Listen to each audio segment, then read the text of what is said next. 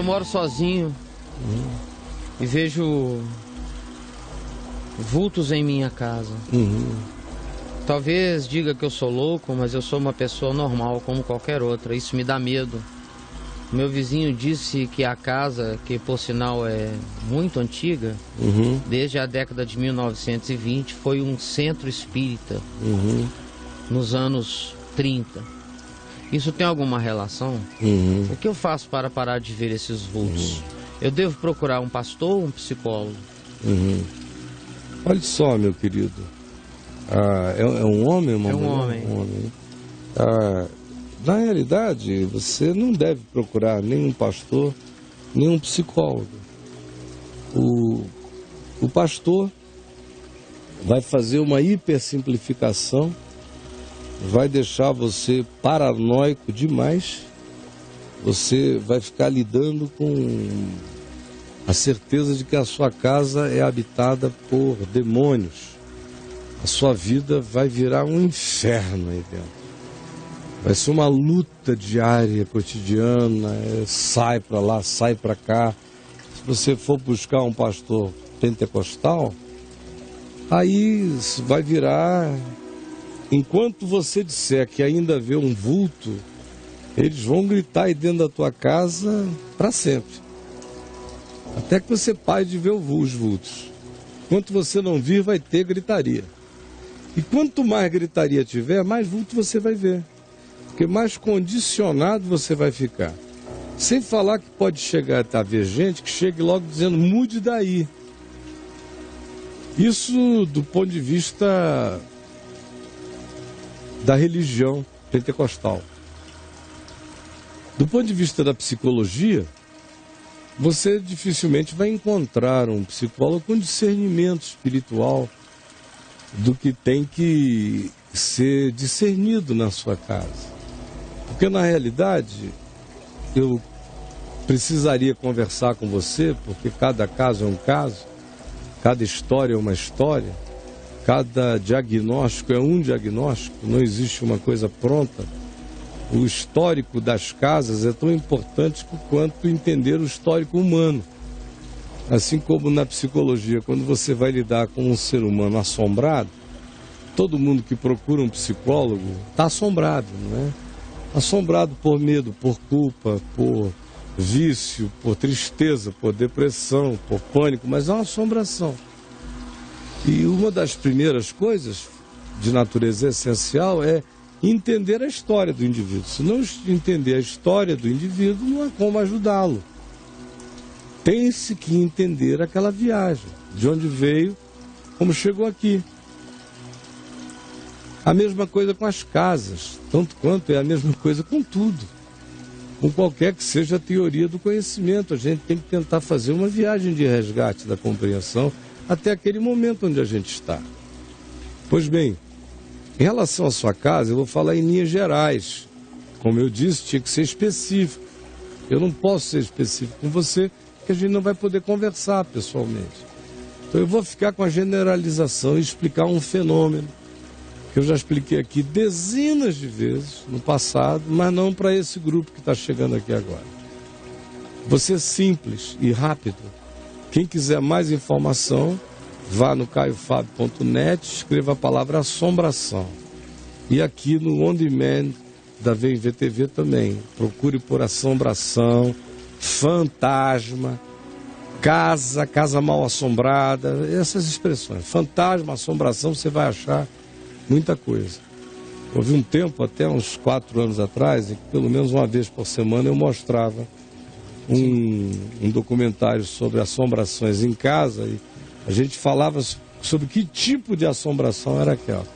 De modo que aqui no Papo de Graça está lotado embaixo de anos e anos e anos de gravação, que se você procurar você vai achar documentários, comentários meus, às vezes 2 horas de conversa só sobre isso.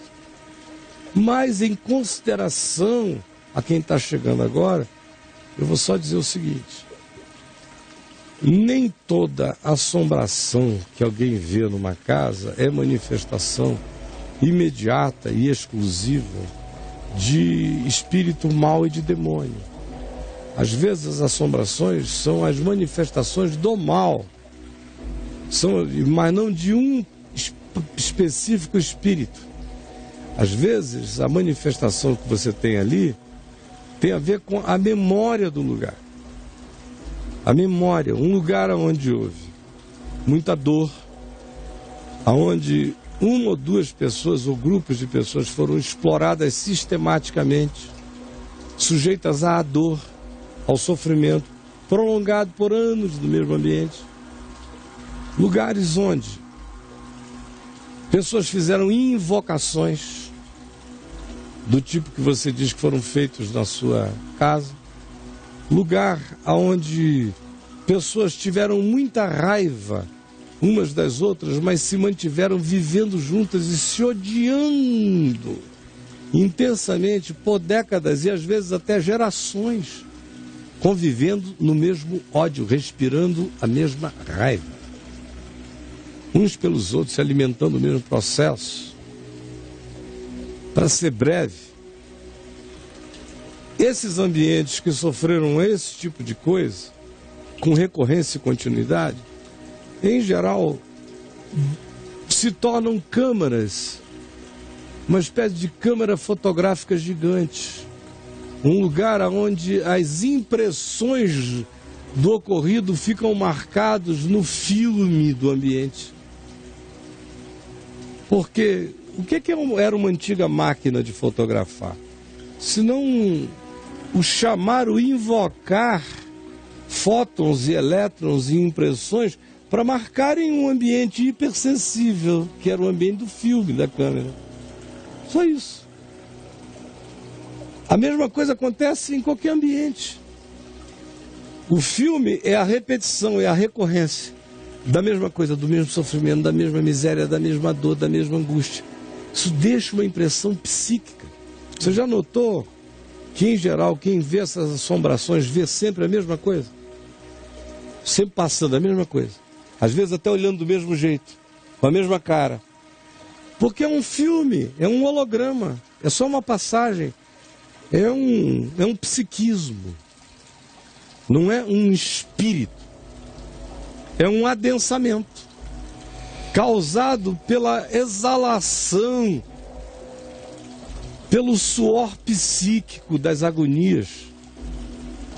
Aquilo ali é a impressão, é o entalhamento da força psíquica que deixou o testemunho daquela dor, daquela angústia naquele lugar. E isso está cheio pelo mundo afora.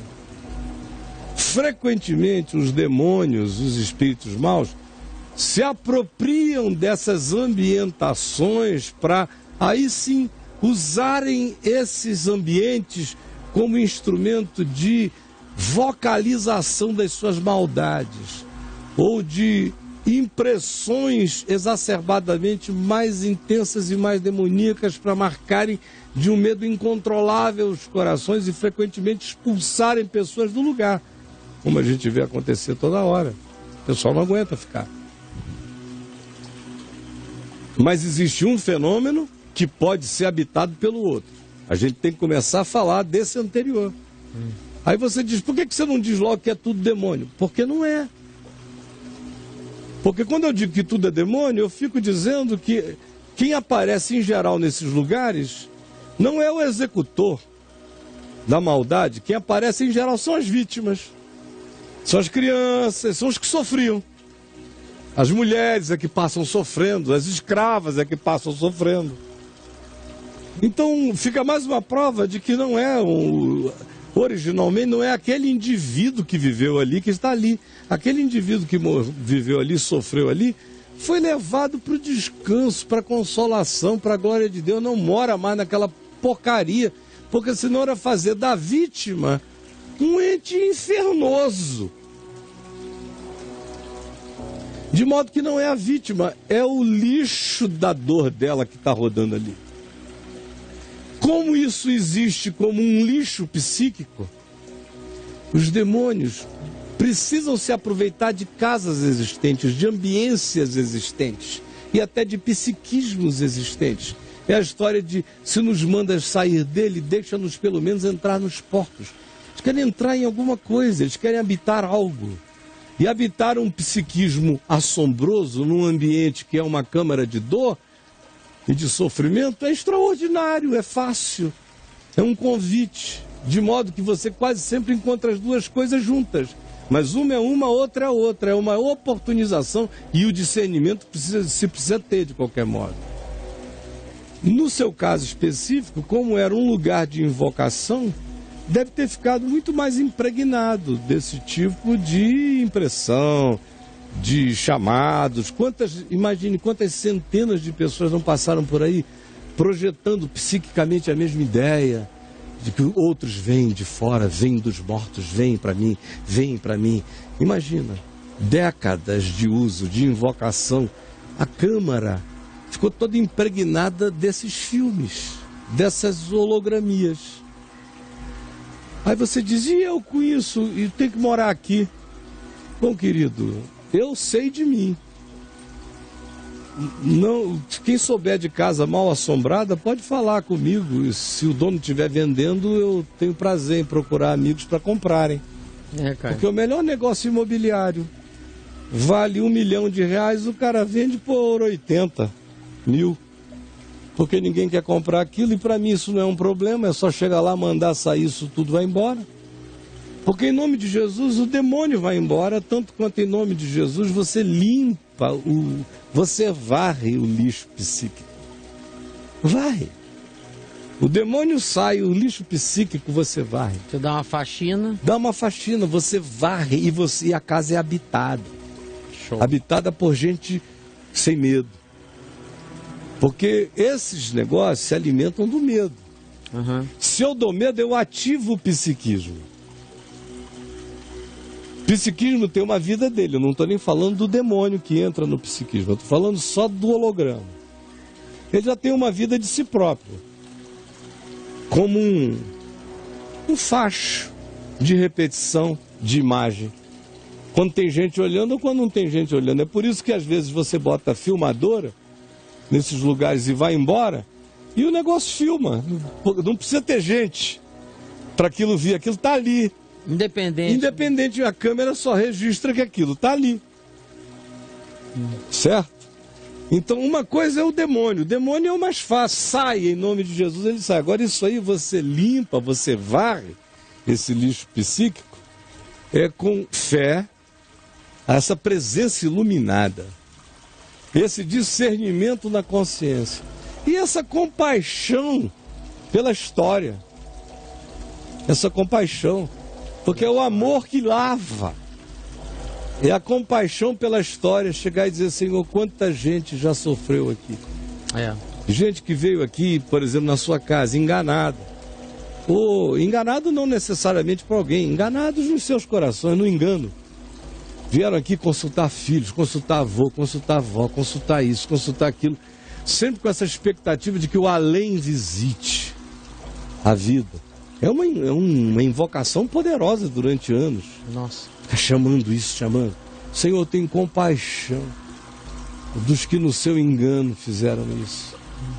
E tem misericórdia de todos. Alguns já partiram, hoje já estão contigo, já sabem que aquilo tudo foi um engano. E eu me solidarizo ao teu amor em compaixão para com essas pessoas. E aí, o ato simples do amor e a gratidão, dizendo obrigado porque eu recebo este lugar. Uhum.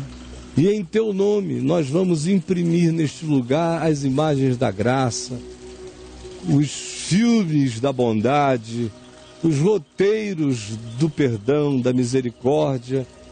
E obrigado porque já não existe nada aqui, porque a nossa presença já não dá lugar a essas continuidades.